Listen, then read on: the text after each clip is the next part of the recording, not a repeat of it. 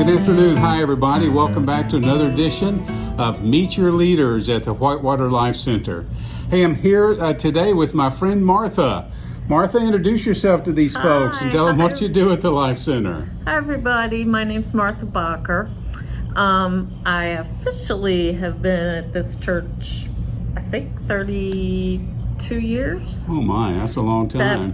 Back on the old street. But I am just so excited about this Life Center. I cannot tell you how it's already changed my life. You know, they say that we're the ones that change their lives, but it works the other way too. What I do is I talk to people before they come for their appointments, and I schedule them and make sure that we have what they need. Sometimes they may need a car, sometimes help with electricity, sometimes just food, not just food, but food is a biggie. And it's just getting them to the right place so that we can help them. Yeah, good, Martha. Hey, she makes a tremendously valuable contribution. You wouldn't imagine all the things she's doing behind the scenes, everything from organizing diapers to making calls that make the evening flow smoothly for the rest of our volunteers. Martha, like many in our Life Center family, she's retired from one of the helping professions. Martha was a nurse for a long time down at Veterans Hospital. Hey, how did you get involved in the Life Center? How did that come about?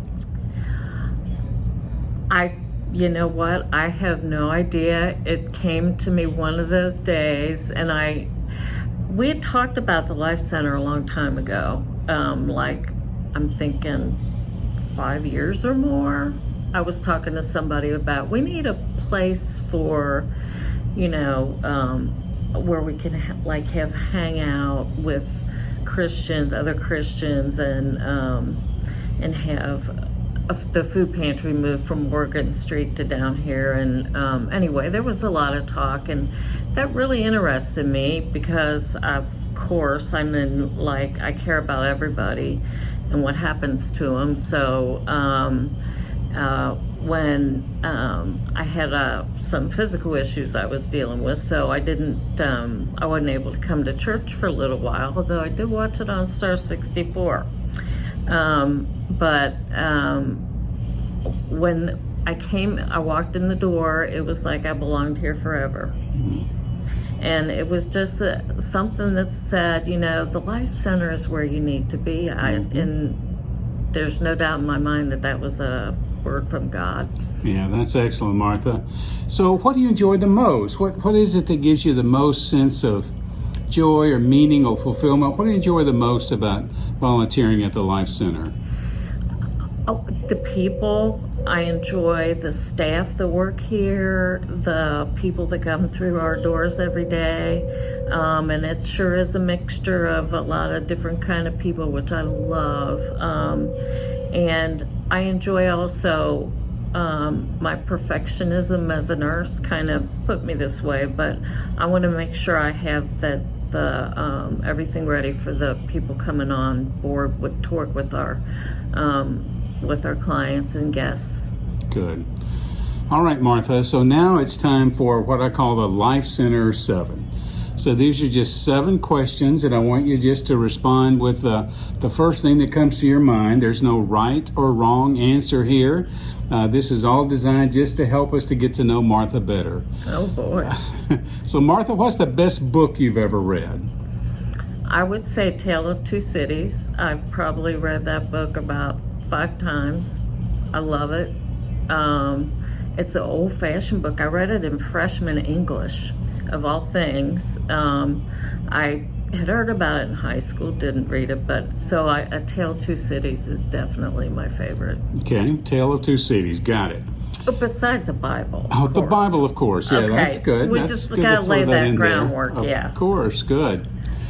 All right, Martha, let's suppose for just a second that your wealthy uncle has passed away. Sad, we would be mourning and grieving. But one of the interesting things about this scenario is he's left you with an unexpected windfall of millions of dollars.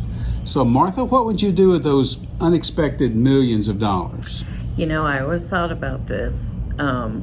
We don't really do the lottery in our home. Sometimes my husband will come up home with scratch-offs, which I'm not happy about, but that's all right. I would, and this is the truth, and I've talked to my husband about it, I would give a lot of money to Children's Hospital, but I would give the most of it to Whitewater Crossing. There is no doubt in my mind whatsoever that 10% wouldn't even, no. It would have to be maybe just enough, I'll take enough just to live on where I am and maybe buy a new car, and then the rest is Whitewater Crossing and Children's Hospital.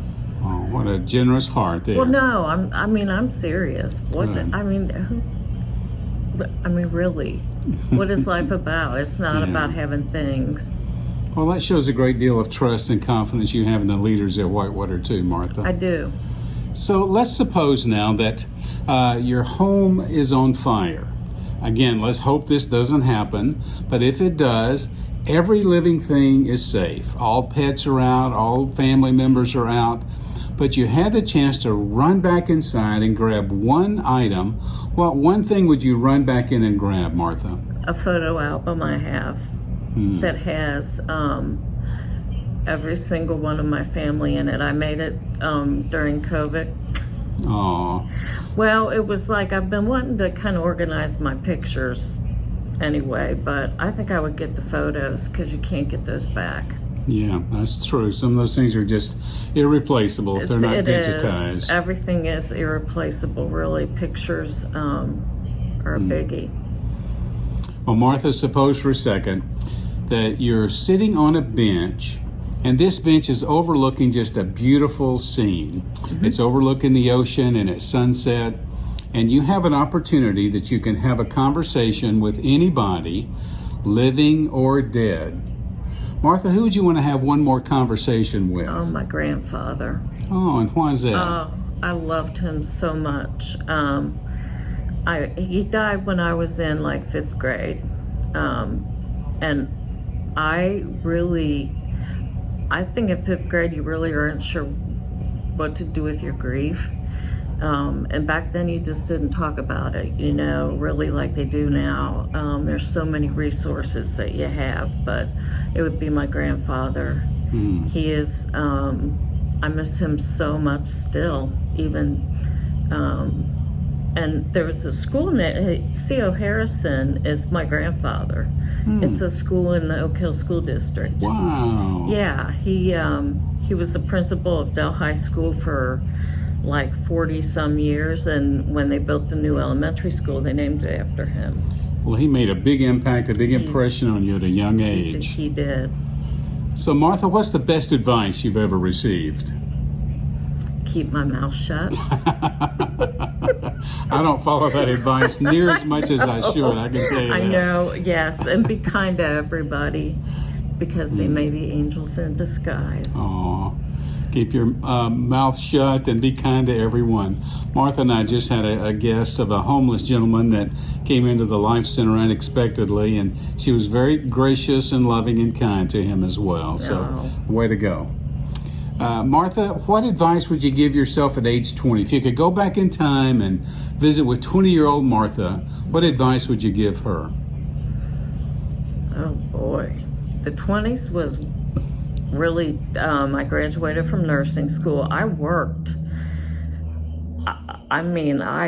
For 10 years, I probably worked double shifts almost every day because there wasn't enough help. But I would tell myself to enjoy life more and not be so intense and so your gut all the time, and but when you're 20, and I tell my daughter all the time, I'm at her frontal cortex till she's 25.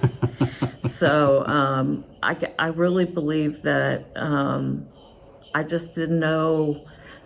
I think I was lost a little bit. So the way I compensated was I worked.